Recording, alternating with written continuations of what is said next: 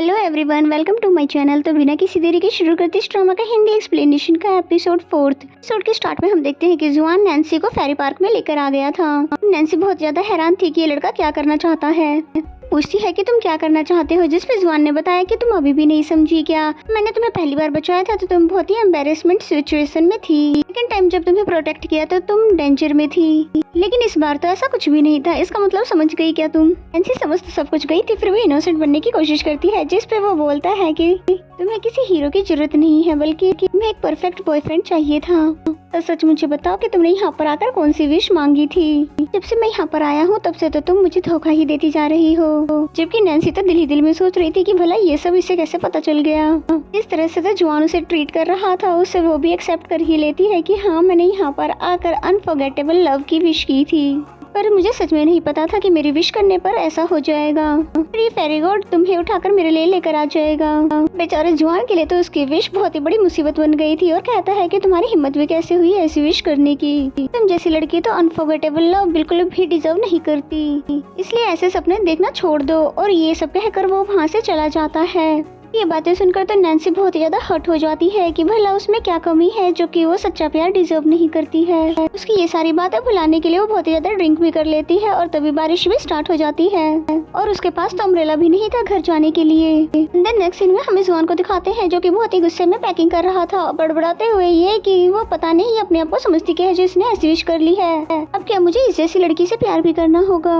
ये कभी भी नहीं हो सकता, मुझे तो बस इसे छुटकारा चाहिए। तभी उसकी नजर नैन्सी की नोट पे पड़ी, जो कि उसने मॉडर्न लाइफ के रूल्स एंड रेगुलेशंस लिख दिए थे, जैसे कि किसी को हिट मत करना, जो चीज तुम्हारी नहीं है उसे नहीं उठाना, सभी रूल्स को फॉलो करना। साथ ही उसने अपना नंबर भी लिख कर दिया था कि तुम्हें कोई भी इमरजेंसी हो तो मुझे कॉल कर लेना। देन हमें नैन्सी को दिखाते हैं जिसने बहुत ही ज्यादा ड्रिंक कर ली थी, और कहती है कि बारिश हुआ तो क्या हुआ, मैं बहुत ही ज्यादा ब्रेव हूँ, मैं फिर भी घर चली जाऊंगी। और फिर जैसे ही वहाँ से जाने लगती है कि तभी जुआन वहाँ पर अम्ब्रेला लेकर आ जाता है। नैन्सी उसे देखते ही बोलती है कि इस बार तो मैंने ऐसा कुछ भी नहीं कहा कि मुझे तुम्हारी जरूरत है, तो तुम फिर भला यहाँ क्यों चले आए?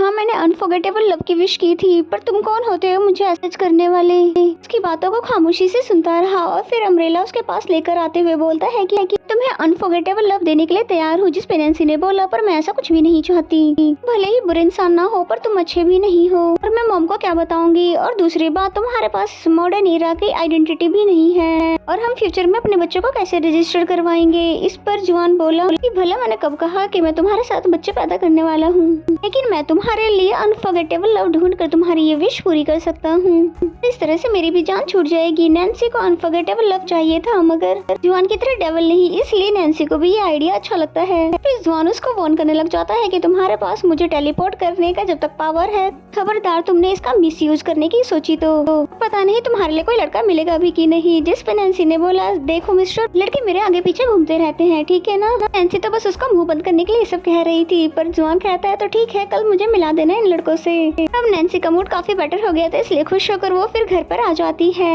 और घर आकर उसे पता चलता है कि उसकी मॉम बिना बताए घर पर आ चुकी थी, वो भी उसे सरप्राइज देने के लिए। अब नैन्सी जुआन को क्या कहकर इंट्रोड्यूस करवाती है, क्योंकि उसके कैरेक्टर के बारे में मॉम तो पहले ही पढ़ चुकी थी, इसलिए इसे सीसी का कजन जियोम बोलकर इसको इंट्रोड्यूस करवा देती है। फिर मॉम ने उसे भी डिनर पर ज्वाइन करने के लिए बोला, पर नैन्सी बोलती है नहीं मॉम, इसको देर हो रही है, इसलिए जाओ तुम यहाँ से। लेकिन जुआन अंदर आ जाता है और बोलता है नहीं मुझे कोई भी देर नहीं हो रही है, मैं तो डिनर कर ही जाऊंगा। And then mom dinner prepare करने के लिए चली जाती है, और यहाँ जुआन उससे लड़ने लग जाता है कि तुमने भला मेरा नाम क्यों चेंज कर दिया? फिर नैन्सी ने बोला कि क्या मैं उनको ये बोलती कि फेरी ने तुम्हें मेरे लिए टेलीपोर्ट कर दिया है, और वो मेरा यकीन कर लेती क्या? और यहाँ पर ये दोनों तो ऐसे रिएक्ट कर रहे थे जैसे कि सिबलिंग मॉम से ये दोनों छुपकर लड़ रहे हो। और फिर डिनर के टाइम पर नैन्सी ने उसे पहले ही बहुत सारे टिश्यूज पकड़ा दिए, क्योंकि उसकी मॉम अच्छी कुकिंग नहीं करती है। लेकिन जुआन ने कोई भी कंप्लेन नहीं की, यहाँ तक कि मजे से खाने को खाता रहा और तारीफ भी करता है। और फिर मॉम के पूछने पर उसने बताया कि मैं साथ वाले अपार्टमेंट में रहता हूँ। तो ये सुनकर मॉम तो बहुत ही ज्यादा हैरान हो जाती है। मॉम ये सुनकर हैरान हो जाती है, जिसपे नैन्सी जल्दी से बोलती है क्योंकि ये अब्रॉड से आया है तो इसके पास रहने के लिए जगह नहीं था, इसलिए मैंने अपना अपार्टमेंट इसे रेंट पे दे दिया। मॉम ने उसके प्रोफेशन के बारे में पूछा। पहले तो जॉन को समझ नहीं आता कि क्या कहूँ। फिर वो कहता है कि मैं इस लोगों को उसके प्यार को ढूंढ कर देता हूँ। यानी कि डेटिंग कंसल्टेंट। इससे पहले कि मॉम उससे और भी सवाल पूछती, नैन्सी ने उन्हें किचन में भेजकर इसको यहाँ से भगा दिया। और फिर जाते जाते जुआन बोलता है कि कल मुझे उन लड़कों से मिलाना मत भूलना जो कि तुम्हारे आगे पीछे घूमते हैं। एंड देन मॉम को दिखाते हैं जो कि जुआन से बहुत ही ज्यादा इम्प्रेस्ड हो गई थी, क्योंकि आज तक किसी ने भी उनका खाना ऐसे नहीं खाया था एंजॉय करके जैसे कि वो खा रहा था।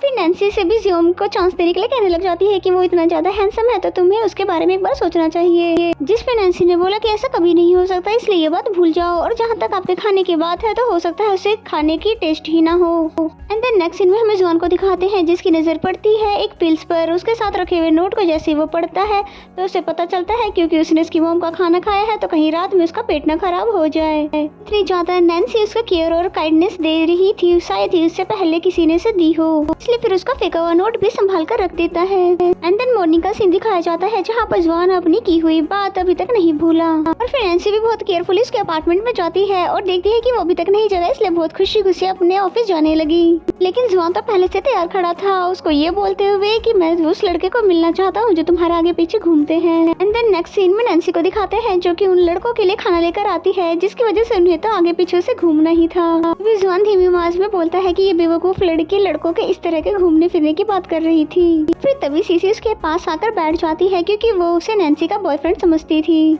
फिर कहती है कि तुम नैन्सी को इन लड़कों के साथ देखकर जेलस मत होना क्योंकि ये सब सिर्फ इसके दोस्त ही है। इनके दिलों में नैन्सी के लिए कोई भी रोमांटिक फीलिंग नहीं आ सकती।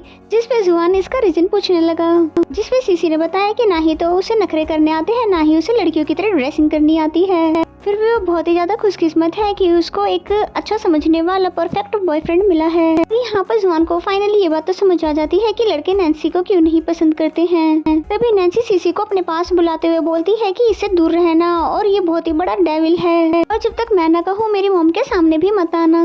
देन वॉक करते हुए जुआन बहुत ज्यादा परेशान लगता है जिसकी वजह से नैन्सी उसे मोटिवेट करने लगी और कहती है कि तुम जरूर वापस चले जाओगे, तुम्हें परेशान होने की कोई भी जरूरत नहीं है, तुम्हारे लिए पास्ट ही जरूरी है क्योंकि देखो यहाँ फ्यूचर में बहुत ज्यादा पॉल्यूशन हो चुका है। जुआन भी उसका नया नया अंदाज नोटिस करता है और वो ऑफिस में आज पूरे दिन खुश थी, शायद इसलिए कि शायद जुआन से अब जल्दी ही उसका जान छूटने वाला है, इसलिए ऑफिस में सबके लिए फ्लावर्स भी लेकर आई थी। जुगेन ऑफिस नहीं आया था पर आज फाइनली उससे भी उसकी मुलाकात हो गई और फिर उसको फूल देते हुए बोलती है कि मैं आपकी न्यू असिस्टेंट हूँ। और फिर तभी जुगेन जाता है येकिन के पास और बोलता है कि तुम्हारी लाई हुई इस नई असिस्टेंट को सिर्फ मैं 1 हफ्ता देता हूँ और अगर ये अच्छे से काम नहीं कर पाई तो मैं इसे भी फायर कर दूंगा।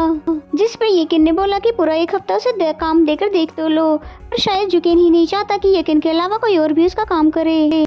और एक बार फिर से नैन्सी खुद को बॉस को देखकर समझाने लगी कि मुझे उनसे ब्रेवली बात करना चाहिए और इसी चक्कर में वो इतना ज्यादा ब्रेव बन गई कि इस तरह से तो पहले बॉस से किसी ने भी बात नहीं की थी। और उसकी बातें सुनकर तो सभी लोग हैरान हो गए थे और सभी ने सोच लिया था कि अब तो ये पक्का जॉब से निकलने वाली है। फिर बाद में नैन्सी को भी अपनी हरकतों पर बहुत ज्यादा एम्बेरसमेंट होती है और साथ ही मिस जाओ को तो उसके लिए हैरानी हो रही थी। एंड देन फिर बेचारी पूरे दिन परेशान होकर बैठी रही, ये सोच कर कि उसने इतनी बड़ी गलती कर कैसे दी। और इस तरह उसको परेशान देखकर बाकी के सभी कलीग्स भी उसको समझाने लग जाते हैं कि कोई बात नहीं, कभी कभी ऐसा हो जाता है। और देखो अभी तक तुम्हें बॉस ने फायर नहीं किया और इसका मतलब तो ये हुआ कि उन्हें बुरा नहीं लगा है। और सभी की मोटिवेट करने की वजह से अब कुछ न कुछ नैन्सी को बेटर फील होने लगा।